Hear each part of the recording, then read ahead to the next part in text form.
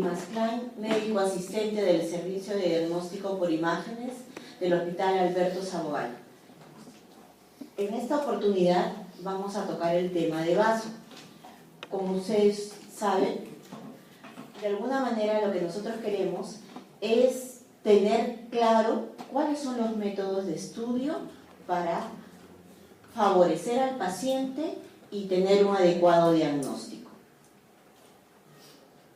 Para eso, nosotros tenemos que tener muy en claro lo que es la parte de radioanatomía, además los métodos de estudio, tales como ecografías, tomografías y resonancia magnética.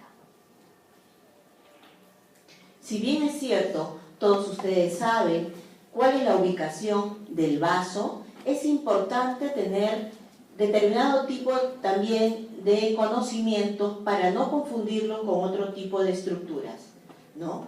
Entonces, como ya sabemos, se ubica en el hipocondrio izquierdo. Si nosotros, o se nos pregunta cuánto mide el vaso, diremos 12 centímetros, pero si lo pasamos a milímetros serán 120 milímetros. Eso es en cuanto a la longitud. En cuanto al grosor, será de 4 centímetros o 40 milímetros, ¿no?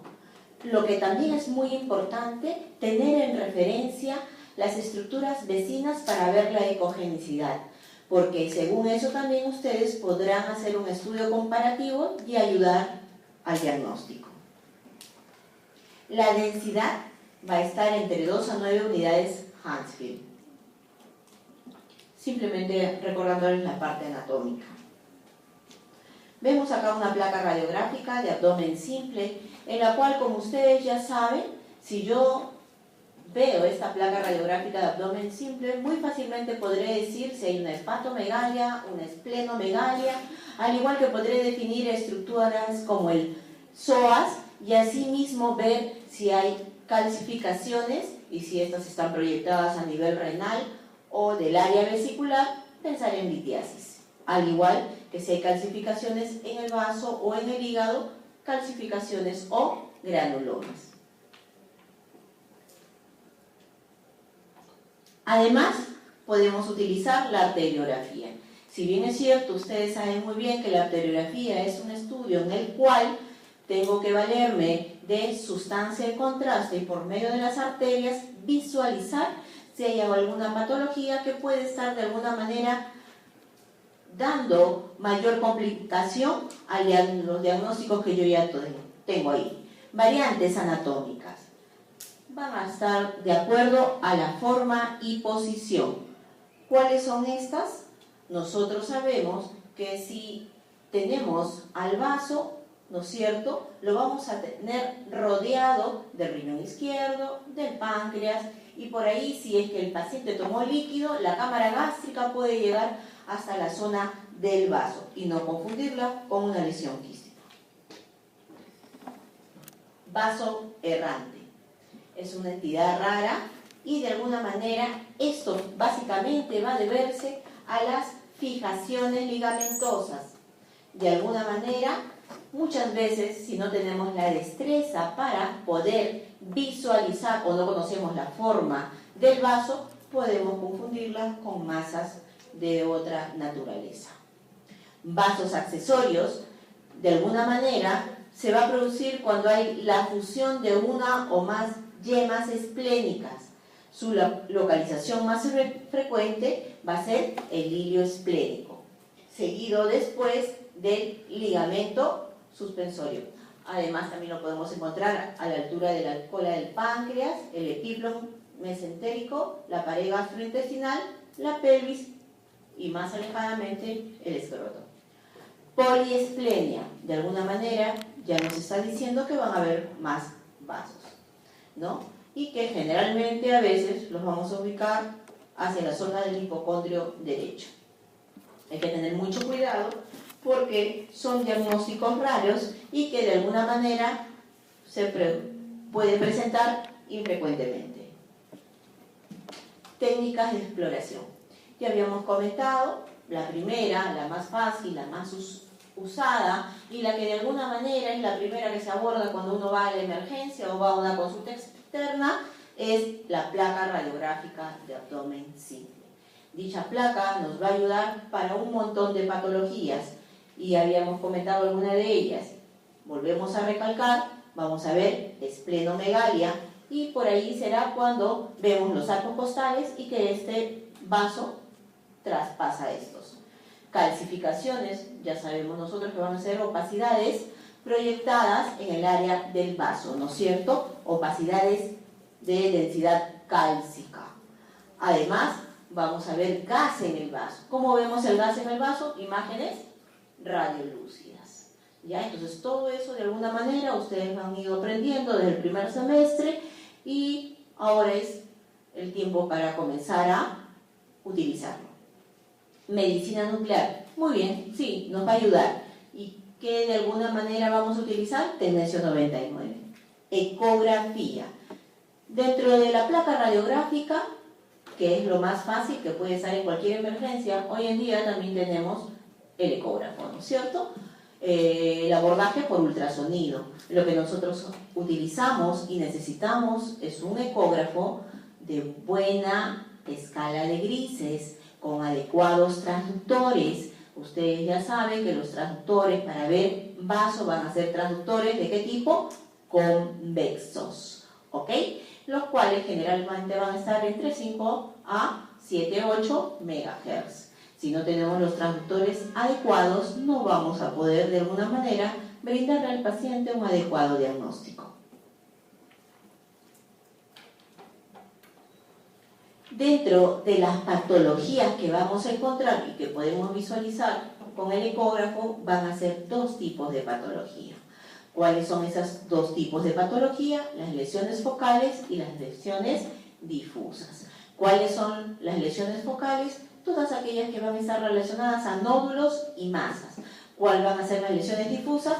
Todas aquellas que van a estar más generalizadas.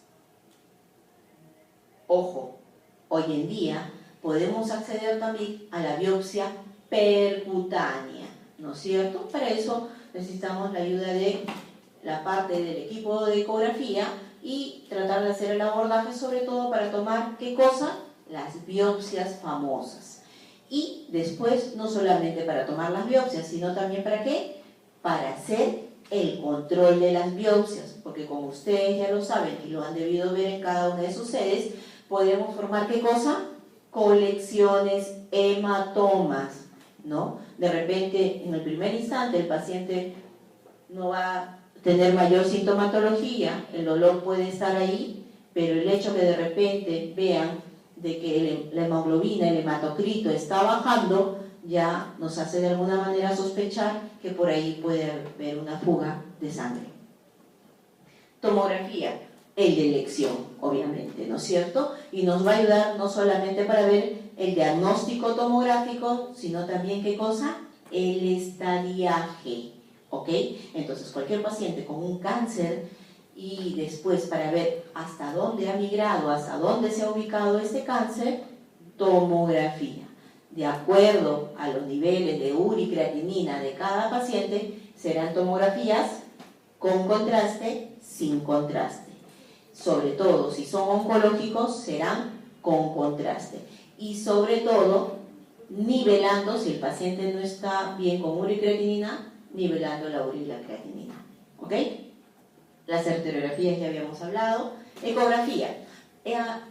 Muy rápidamente vamos a tocar las lesiones más frecuentes que se pueden ver desde el punto de vista ecográfico. Entonces, la ecografía, ya saben todos ustedes que los quistes generalmente ¿qué son? Son imágenes anecoicas de bordes bien definidos de paredes delgadas.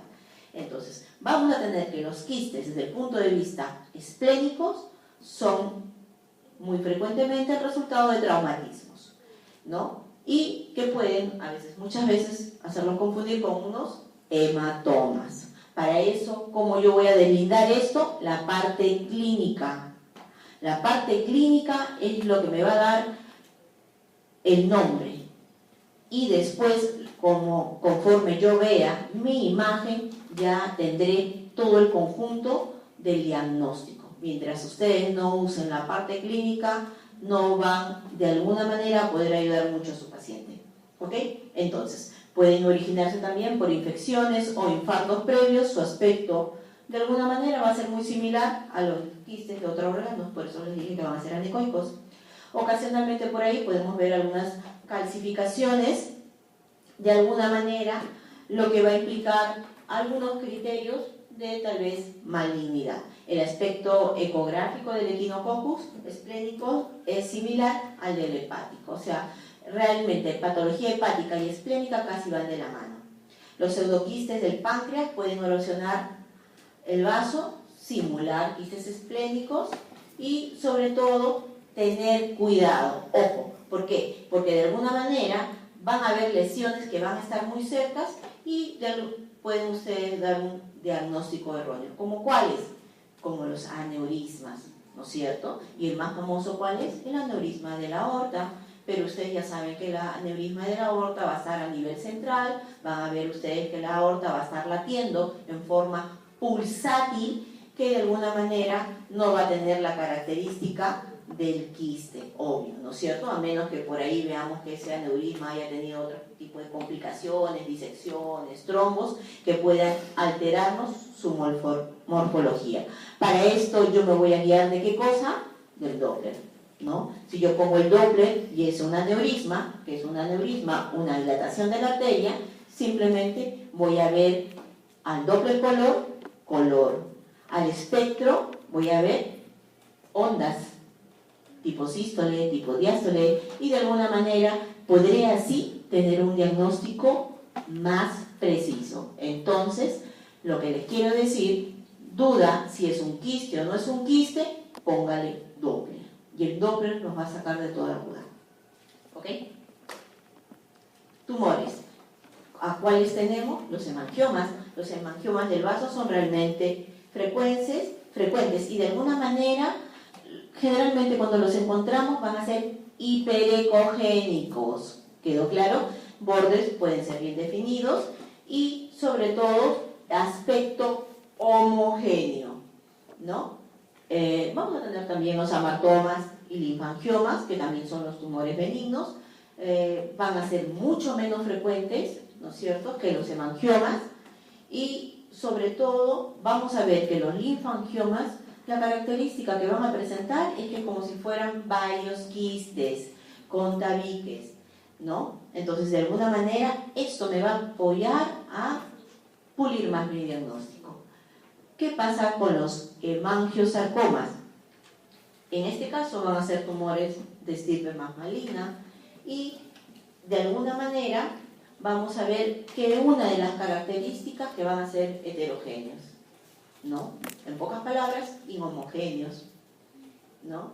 Pueden ser hiperecogénicos, hipoecogénicos, de alguna manera pueden tener esos dos componentes. Y eso es lo que de alguna manera me va a ayudar la característica morfológica para tildarlo con ese nombre.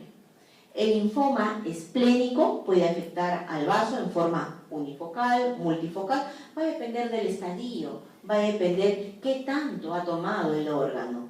Como quiera que sea, tenemos que tener mucho cuidado porque cuando ya está en el vaso podremos de alguna manera tener mucho más cuidado porque el paciente de repente está en una evolución ya avanzada. La afectación metastásica del vaso es mucho menos frecuente que la del hígado. Y el melanoma es el tumor primario que con más frecuencia se extiende al vaso. ¿Ok? Entonces, vamos a tener que también por ahí van a haber algunas metástasis esplénicas, ¿no es cierto? ¿Y cuáles van a ser las zonas más frecuentes? Primero, pulmón, después mama, después colon, ¿no es cierto? Y de alguna manera tenemos que tener mucho cuidado, tener la paciencia y la minuciosidad de hacer barridos lentos y sobre todo mover también al paciente, ¿no? Si bien es cierto, el paciente primero está echado en la camilla boca arriba, después nos pondremos hacia los costados para que el barrido sea completo y no se nos pase alguna pequeña lesión que recién se está originando, ¿ok? Chicos, tienen que tener demasiado cuidado, sobre todo ¿por qué? Porque hoy en día la mayoría de médicos, cirujanos generales toman este curso que es ecografía. Ustedes ya saben que ahora no necesariamente uno tiene que ser radiólogo para hacer las ecografías, puede ser también, ¿qué cosa? Ecografista, ¿no es cierto? Obviamente ellos estudian menos tiempo y solamente hacen ecografías. En cambio el radiólogo hace toda la parte de lo que es radiología, radiología intervencionista, tomografía, resonancia y ecografía, ¿no es cierto? Y mamografía. Pero como les digo, la competencia hoy en día para ustedes, que son una de las nuevas generaciones que están saliendo, mucho cuidado, ¿ok? Porque la parte de errores, de negligencia, está más observada. Infecciones e inflamaciones. Los abscesos esplénicos son infrecuentes. Los abscesos esplénicos son similares a los abscesos de otras localizaciones. ¿Y cómo van a ser las imágenes? De acuerdo al día, a la semana, van a comenzar como imágenes anecoicas, que van a aparecer quistes, van a aparecer colecciones, y según lo que vaya avanzando, de alguna manera, diremos que se organiza y se vuelve más hipoecogénico. Entonces, el diagnóstico diferencial que va a incluir hematomas y tumores necróticos. Los abscesos fúngicos del vaso tienen un aspecto similar a los del hígado. Entonces, son más hipoecogénicos. Pueden ser pequeños y pueden aparecer lesiones en diana, o sea, con dos niveles. La infección granulomatosa del vaso puede ocurrir en la tuberculosis, histoplasmosis, ¿no? En ambas patologías vamos a ver nosotros que va a ser muy frecuente presentar ¿qué cosa? Áreas hiperecogénicas puntiformes que van a corresponder a las calcificaciones. En cambio, en la sarcoidosis es otra enfermedad granulomatosa que puede afectar el vaso y sobre todo tenemos que ver el tipo de masas que se van a presentar. Traumatismos. La rotura esplénica puede producirse con o sin laceración de la cápsula. Si la cápsula permanece intacta, de alguna manera, ¿qué es lo que se va a producir? Un hematoma, ¿no es cierto? Que puede ser intraparenquimatoso o subcapsular. Las laceraciones de la cápsula esplénica suelen producir hemoperitoneo y hematomas esplénicos. Entonces, por consiguiente, yo les aconsejo que hagan un barrido minucioso y ver si hay líquido alrededor del vaso. El simple hecho que haya líquido alrededor ya nos está diciendo que hay una rotura de vaso. ¿Ok? Tengan mucho cuidado porque ya les he dicho, el paciente va a tener que ser llevado inmediatamente hasta la operación. ¿Ya? Los hematomas esplénicos, subcapsulares y periesplénicos presentan en cambio un aspecto ecográfico dependiendo, lo que ya les había comentado, del tipo de evolución. En la fase aguda van a ser complejos e hipoecogénicos, sin embargo es poco frecuente que el estudio se realce tan pronto como para observar este aspecto. Por consiguiente podemos ver la forma de un coágulo, ¿no es cierto? Que puede ser isoecogénico. Y tener mucho cuidado los otros órganos que pueden estar comprometidos, ¿no es cierto? También quiero recalcarles que generalmente el coágulo que vamos a apreciar es un coágulo que se ha alisado, se ha licuado y que de alguna manera la imagen va a ser más hipoecogénica o anecoica. Vemos acá la imagen del... Todo esto de acá es el vaso y vemos el riñón. El riñón tiene la forma como ustedes quieran, puede ser un picarón, una dona, de alguna manera, pero la ecogenicidad del vaso es muy similar a la del riñón. ¿Pero a qué parte del riñón? A la de la corteza, obviamente, ¿no es cierto? Porque la parte central va a ser más hiperecogénica. Entonces, según esto, yo diré, sí, el vaso está normal, sí, hay alguna alteración y sí, es un gris oscuro, ¿ok? Si se altera esa morfología, pensemos en alguna patología. ¿Qué pasa acá? Miren ustedes, vemos de nuevo al riñón, vemos al vaso, pero ¿qué pasa con este vaso? Vemos que está traspasando, ¿no es cierto?, el borde inferior del riñón.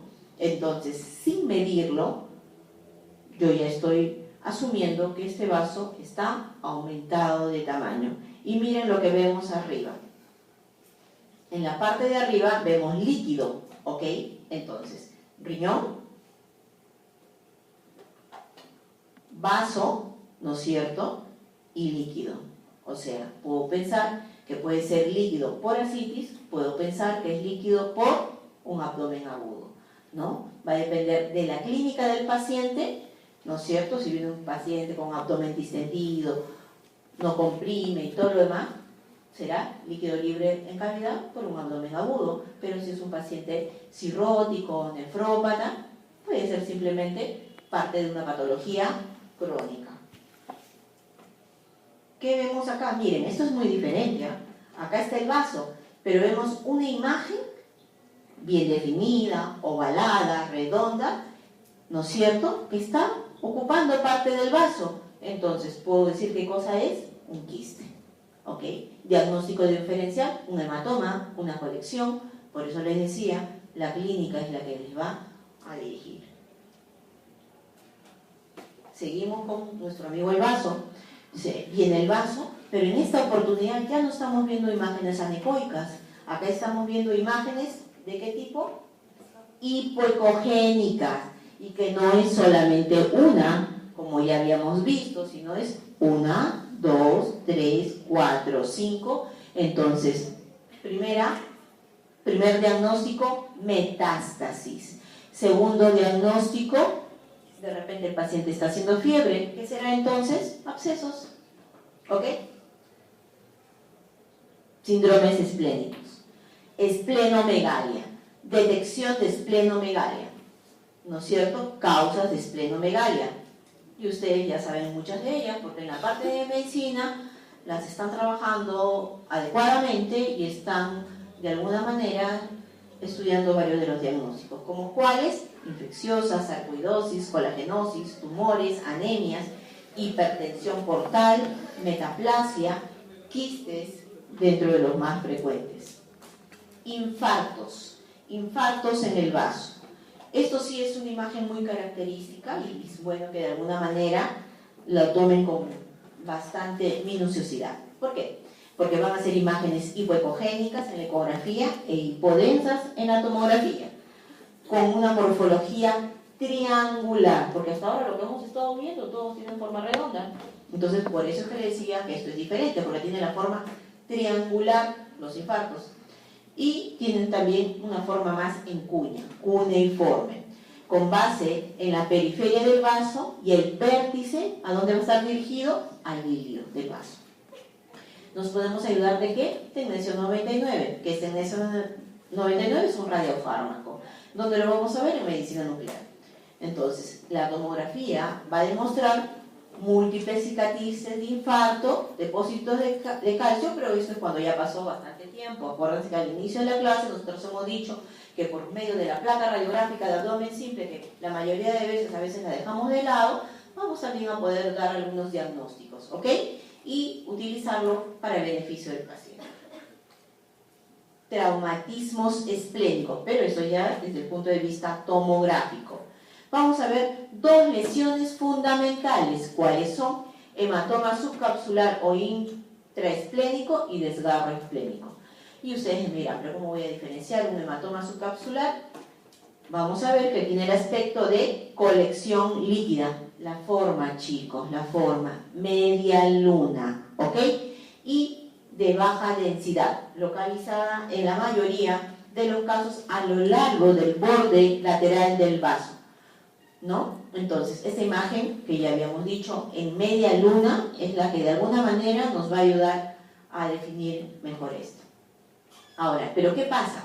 Como la colección líquida se encuentra a tensión dentro de la cápsula esplénica, vamos a ver que de alguna manera va a haber una imagen que también es característica, capas de cebolla, ¿ok? Y así, de alguna manera, estas imágenes van a ser más definidas a la hora que ustedes las vean en cualquier diagnóstico tomográfico, ¿ok?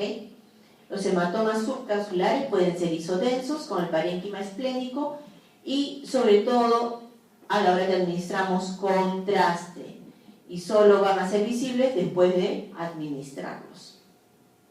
Si la tomografía con contraste intravenoso o endovenoso, como quieran llamarlo, se lleva a cabo de 1 a 2 horas después del traumatismo, puede encontrarse de alguna manera todavía algunos indicios de lo que les he estado comentando. Los hematomas, en cambio, subagudos o crónicos, es muy diferente. De más de un mes de evolución pueden mantener la forma oval o de media luna, pero debido a la lisis del coágulo o reabsorción de proteínas, muestra valores de atenuación más próximos ¿a qué? Al agua, ¿ok?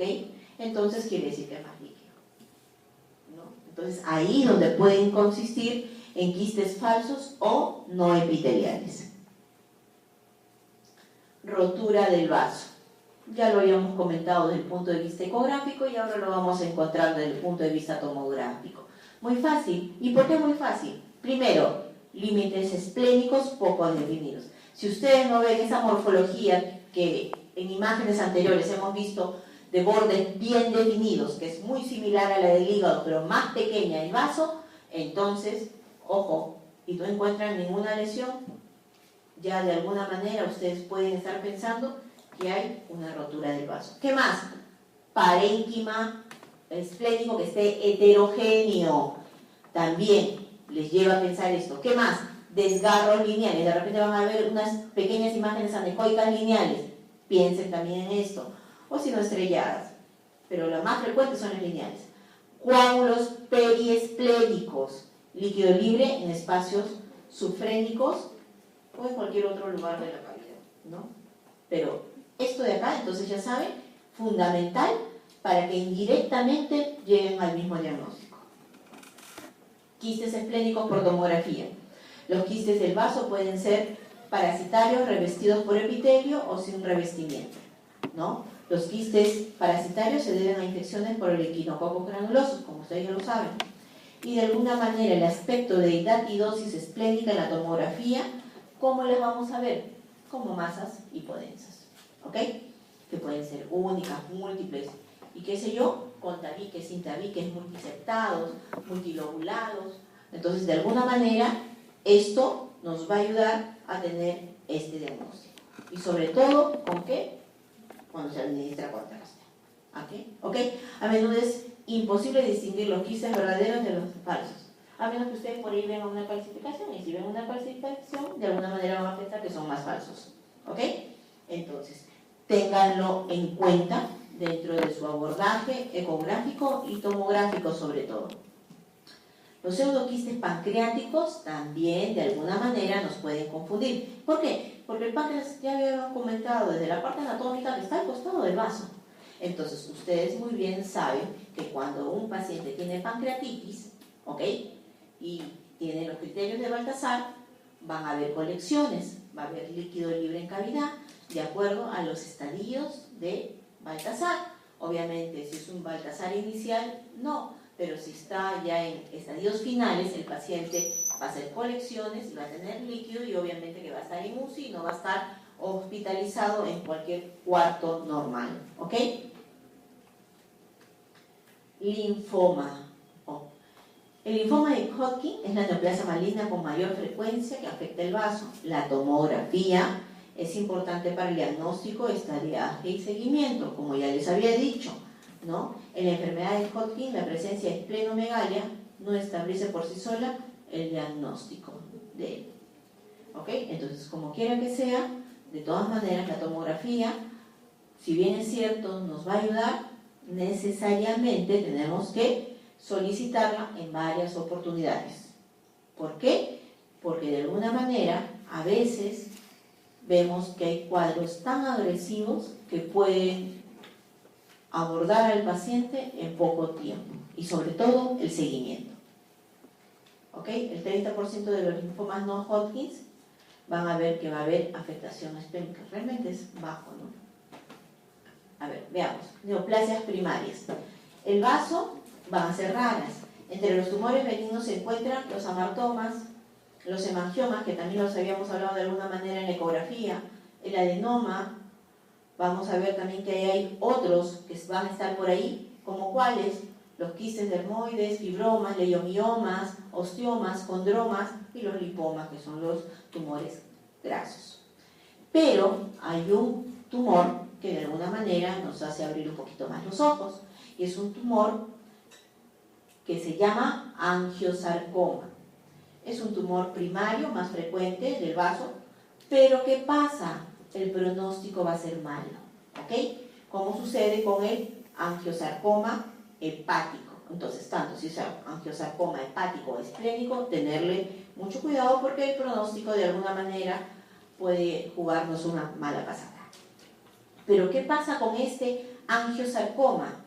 Este angiosarcoma va a estar muy directamente ligado ¿a qué? A la exposición de toro-tras, que es una sustancia que se utilizaba anteriormente para un tipo de estudios radiológicos, ¿no es cierto? Y aquellos que estaban en contacto frecuente con este toro-tras hacían este tipo de lesiones, tipo de angiosarcomas, ¿ok?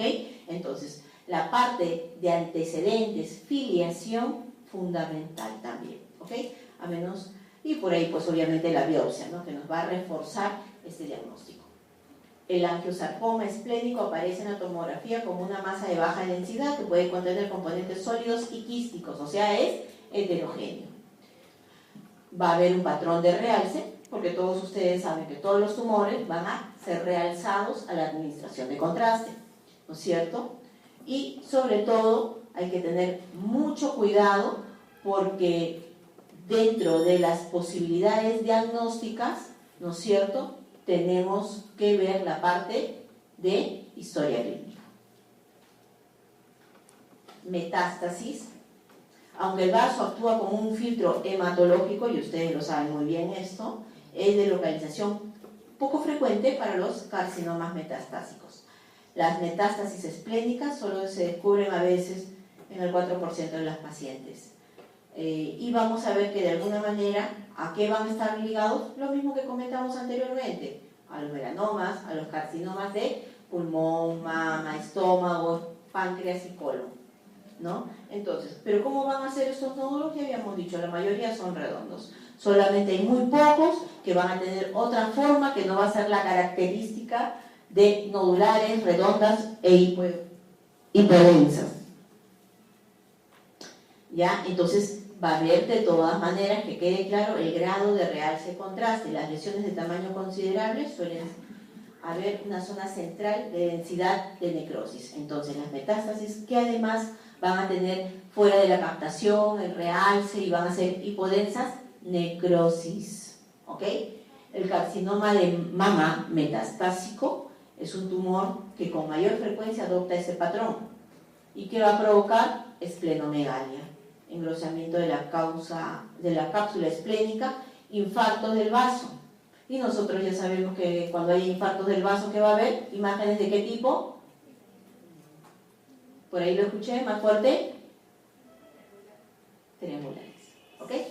Entonces, de alguna manera, todo esto se va concatenando. Entonces, ya no solamente van a hacer el diagnóstico de una neoplasia y después dirán ya que probablemente haya tenido también un infarto esplénico.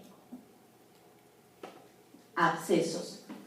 Ya habíamos dicho que de alguna manera las radiografías no son específicas para los abscesos, ¿no? Pero de alguna manera, indirectamente yo puedo ver algunas cosas. ¿Y cuáles son esas cosas que yo puedo ver? De repente, elevación del hemidiafragma izquierdo, ¿no es cierto? Pero de repente por ahí, si yo digo elevación del hemidiafragma izquierdo, alguien se acuerda de la clase de pulmón y me dirá, pero doctora, puede estar eso asociado a un derrame subpulmonar.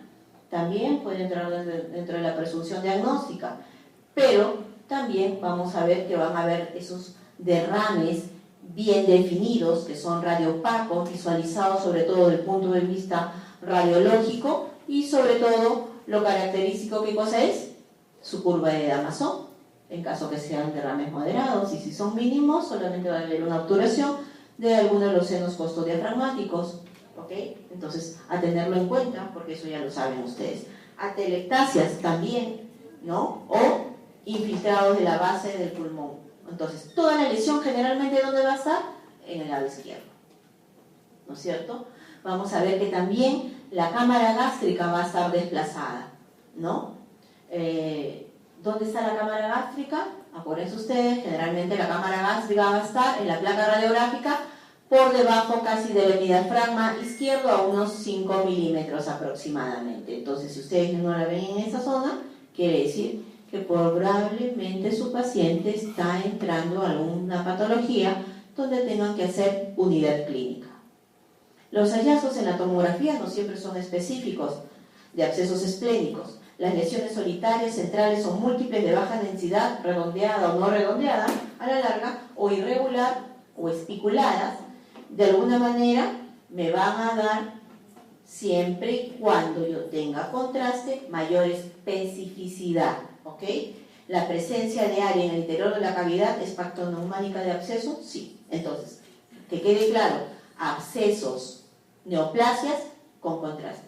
Si tengo una litiasis, obviamente que no. No me va a servir, puedo tomar una tomografía sin contraste, ¿no es cierto? Igualito voy a ver la imagen hiperdensa, si estamos hablando de tomografía, ¿no es cierto? Y no voy a necesitar del contraste. Y sobre todo voy a ver a la hora que hago los cortes axiales, al nivel del uréter, pequeñas imágenes hiperecogénicas que pueden ser también litiasis a nivel de uréter, ¿no es cierto? Vejiga o uréter. Sigamos. Eso es lo que yo quería ver con ustedes. Vemos acá, acá está la forma del vaso desde el punto de vista tomográfico. Ya también les deben haber hecho en la práctica. Estos son los arcos costales. Termino de ver los arcos costales y sigo viendo vaso, esplenomegalia. ¿Quedó claro? Si el vaso pasa la línea media, o sea, esta línea media está sobrepasando esta, hablamos también de esplenomegalia. ¿Quedó claro? ¿Qué vemos acá? Sí, vemos un vaso que aparentemente está más grande, ¿no? Este estudio es con contraste, pero todavía no llega a pintar la aorta. Pero vemos parte de lo que es asas intestinales y riñón que ya está captando. Entonces, chicos, la morfología del vaso siempre es de esta forma, ¿no es cierto? Bien definida, casi en semiluna. ¿Qué vemos acá? Vemos un estudio tomográfico con o sin contraste. Con contraste. ¿Y por qué tiene contraste? Porque vemos primero a la aorta que ha captado contraste. Segundo, el hígado y el vaso lo vemos más claros. Entonces es con contraste. ¿Y qué vemos dentro? Imágenes hipodensas. Entonces, ¿cuál será el diagnóstico? Quistes hepatoesplénicos. ¿Ok? Sigamos. Vemos también otras imágenes y en estas imágenes también seguimos viendo lo mismo. Vemos acá el hígado, acá veo el vaso y de alguna manera lo que nos llama la atención a nivel del vaso es con contraste porque vemos que, ¿qué es lo que vemos acá en el hígado? Las venas suprahepáticas se han pintado de blanco. Nos ratifica y confirma que tiene contraste. Vemos la aorta, que también está con contraste. Y vemos una imagen hipodensa esplénica. En cambio, en la otra imagen vemos varias imágenes hipodensas, tanto esplénicas como hepáticas, lo que podría estar en relación a metástasis, primera opción. Segunda opción, absceso. Muy bien. Lo mismo acá. Vemos nosotros al hígado, vemos al vaso y vemos lo mismo. Múltiples imágenes difusas a predominio esplénico.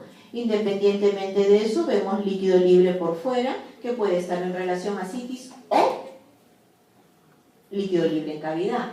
Pero si vemos múltiples imágenes hipodensas, tanto en el hígado como en el vaso, primera opción, metástasis y ascitis.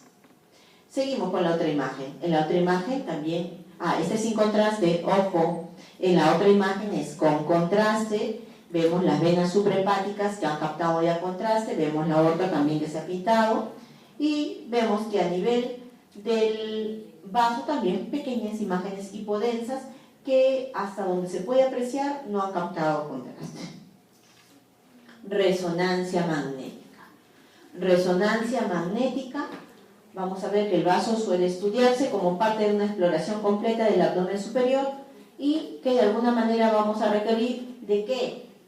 De secuencias. ¿Y cuáles son esas secuencias que más vamos a utilizar? El spin eco. Pueden ser en T1 o en T2, sobre todo, tanto en el plano coronal como el sagital. ¿Qué pasa? Vamos a ver, en caso necesario se utilizan otras secuencias, ¿no? De impulso para la recuperación de inversión del tiempo corto, o STIR, o la supresión de la grasa. Como quiera que sean, las secuencias del spin eco, ¿no es cierto?, ponderadas entre 1 van a proporcionar una mejor resolución anatómica y en ellas la intensidad de la señal del vaso.